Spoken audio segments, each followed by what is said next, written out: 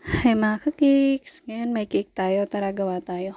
So, bali yung cake na to ay, ang size niya ay 6x6 and yung soft icing, fondant details, and artificial flowers lang siya. So, sa sinend na design ni ma'am, ganyan siya. Bali may iba lang ako na bago kasi nga hindi available yung flowers na nasa pinagayan. Kaya kung ano available ko, yun na lang yung ginawa ko. Tsaka, in-inform ko naman si ma'am at okay naman daw sa kanya.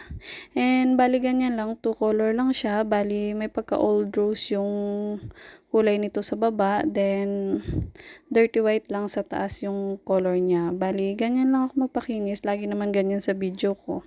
Yung mga butas-butas, nilalagyan ko lang siya ng extra icing para ma-feel niya yung butas. So, yan nga. Then, syempre, linis din tayo ng board para maganda. Bali dyan sa pag-drip niyan, hindi ko na napakita. And, ano lang din yan, soft icing lang din yan siya na tinunaw ko lang sa microwave para ma-achieve ko yung ganyang pagka-drip. Then, naglagay lang din ako ng board sa taas. Gaya nga sa design. Bali, hindi ko na napakita yung paglagay niyan kasi madalian din.